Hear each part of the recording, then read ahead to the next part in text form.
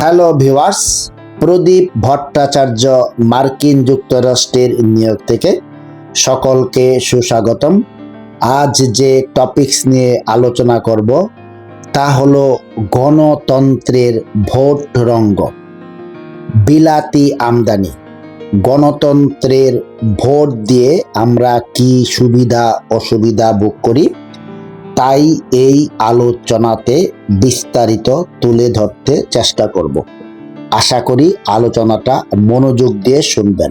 বুদ্ধি হলো জীবনযাত্রার একমাত্র নিয়ন্ত্রণ। এই মতবাদ ফরাসি বিপ্লবের পর ইউরোপে ছাইয়া গেল। ভারতীয় উপমহাদেশও ইহা গলদকরণের জন্য উঠিয়া পড়িয়া লাগিল। এই মতবাদের ফলে রাষ্ট্রে দেখা দিল গণতন্ত্র, আর শিল্পে দেখা দিল ব্যক্তি স্বাতন্ত্র্যবাদ। মানুষ হলো রেশনাল জীব, বুদ্ধিমত্তা সকলের সমান। সুতরাং রাষ্ট্রীয় শাসনে সকলের সমান স্বার্থ দেখিতে সকলে একত্র হইয়া কাজ করা যায় না। এই জন্য প্রতিনিধির ব্যবস্থা। প্রতিনিধি নির্ধারণে সকলের সমান অধিকার। সুতরাং ডেমোক্রেসিতে ভোটের ব্যবস্থা হয়। ভোটে সকলের সমান অধিকার, কিন্তু ধনে, পদে, বিদ্যায়, বুদ্ধিতে ও গুণ যোগ্যতায় সকলে তো সমান নহে।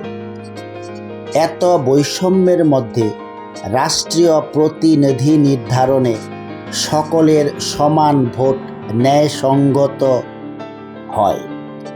যোগ্যতায় এমন মানুষ আছে যে হাজার মানুষের যোগ্যতা তার যোগ্যতার কাছে দাঁড়াইতে পারে না, অথচ অধিক ভোট তার এক ভোটকে তলাইয়া দিতে পারে।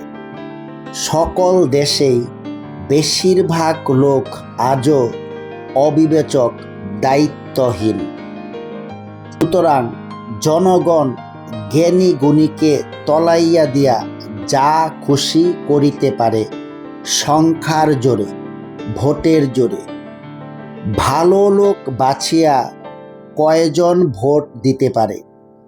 কেহ খাতিরে, কেহ চক্ষু লজ্জায়, কেহ স্বার্থের বিনিময়ে ভোট দেয়। ভোট প্রার্থীরা যে উপায়ে যাকে বাধ্য করিতে পারে তার কিছুই ছাড়ে না।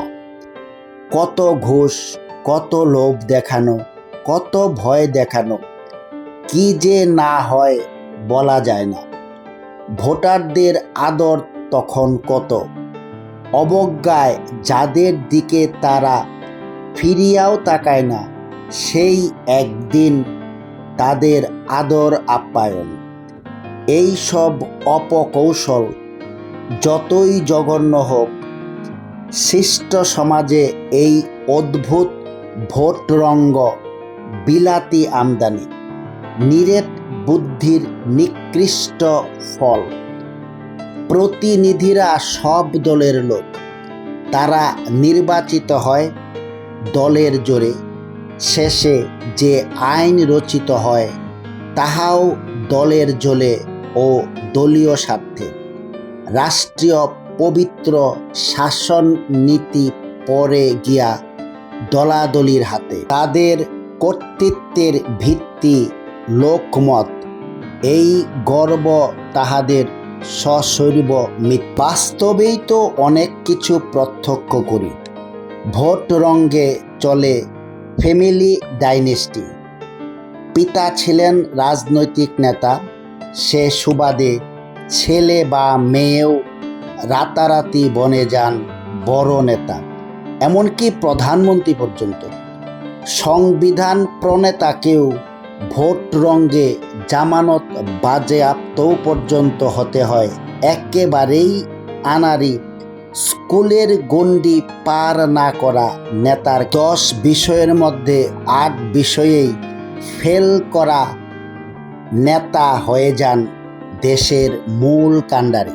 ফলে কি হয়?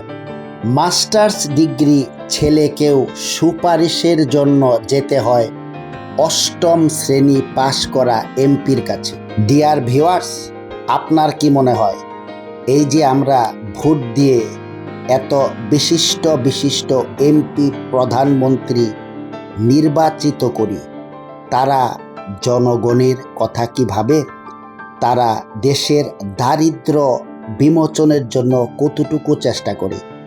ধনী চিরকাল ধনীই হয়, গরিব চিরকাল গরিবই থেকে যায়। আপনার মতামত কি আমাকে জানাবেন। আপনাদের যে কোনো প্রশ্নের উত্তর আমি দেওয়ার জন্য অধীর আগ্রহে অপেক্ষা করি। সকলে ভালো থাকুন। পরবর্তীতে অন্য কোনো টপিকস নিয়ে আপনাদের সামনে আবার হাজির হব। প্রদীপ ভট্টাচার্য, মার্কিন যুক্তরাষ্ট্র, নিউ ইয়র্ক।